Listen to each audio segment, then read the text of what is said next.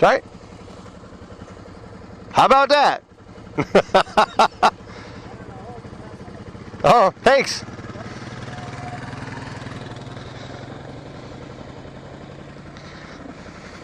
He gave me a potato. That's what I've always wanted. Here I thought it was going to be a hillbilly. Rape me or something. He just wanted to give me a potato. Okay, me and my new little spud are going to get out of here. Good morning, everybody and anybody. If you watched my last video, I was talking a little bit about Montana Moto, a little segment that hasn't started yet that I'm going to be working on. Because I just got a phone call the other day, and a couple friends of mine are coming over from Vancouver, and we're going to ride up through Glacier Park. And I am going to attempt to do the first Montana Moto, and we'll see how it goes. I'm probably going to try to film some of it with my phone because my little Canon camera doesn't shoot in a wide screen or whatever size you call that. But it kind of got me thinking because I've ridden with these two guys before, and one of them, he's been riding a lot longer than I have, and the other one has not been riding a lot longer than I have. I'm pretty sure, and I can't say this for sure, but I'm pretty sure that I've ridden actually more than twice as long as he has. I could be wrong, but I think it's somewhere about that. But it got me thinking about experience, because this guy, not a friend of mine that's been riding a long time, but the other guy, I actually met him the last time I was in Vancouver, and we rode, and I was kind of impressed with how well he rode. And so I started to think about why that was, and you know, I try to find some more interesting roads to do these motovlogs on. But for the most part, the roads around my area, for the most part, they're really straight. And they just, you know, if I have to go to the hardware store or the grocery store or something, you know, I go this way, then I go that way, and then I go this way, and I'm there. And so there's not a lot of like twisties and turnies and stuff. It's not really technical riding at all. But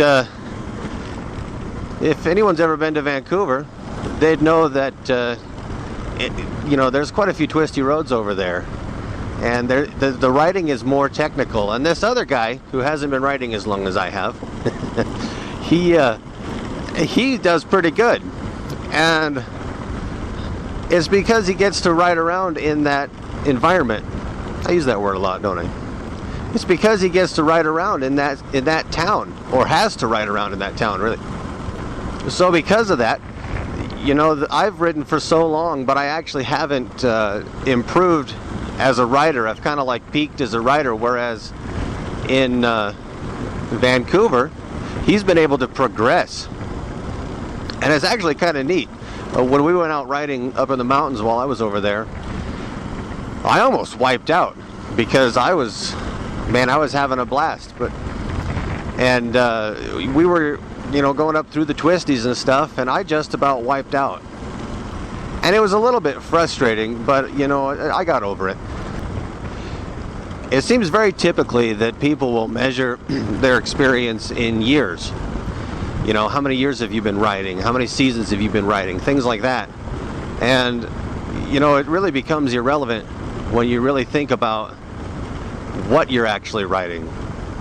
You know, this guy who's been riding, let's just say he was riding for 2 years at the time, had been riding for 2 years. His skills were already above mine, and I'd been riding for, I think, like 5 years or something. And if you're new to motorcycling or experienced in motorcycling, whatever, you've heard the term, or probably heard the term, ride your own ride. And that is one thing that I learned that day, was that what that actually means. Just because a person has more riding experience doesn't mean that they are better at it.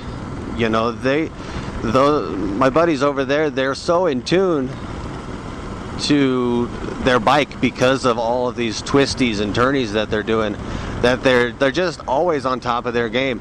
When I go over there, or when I get on a road that's all twisty and everything, I'm kind of out of my element, to be honest. I'm out of my element. You know, I always want to improve, but knowing your limit really comes from an honest self-evaluation. It's not about, well, if this person can do it because they've been riding for so long, then I can do it because I've been riding for longer than that. It has absolutely nothing to do with it. For one thing, you know, my seasons over here, the season that I get to ride is maybe 8 or 9 months at the most, and even then you're kind of braving the elements a little bit. Over in Vancouver, yeah, I mean, you got to brave the elements there, but if you do, you can pretty much ride year round. There's going to be very few days when you just cannot ride. So your seasons of riding are actually, you get to put more experience into those seasons. So it's just something to keep in mind. It was on my mind. I don't want to bore you with a whole long explanation of it, but ride your own ride. Anyway, I'm looking forward to doing the Montana Moto, and that should be, I don't exactly know when they're coming, but it should be fairly soon. Till then, I'll keep the vlogs coming as much as I can. You enjoy the rest of your day, and we will see you next time. Bye.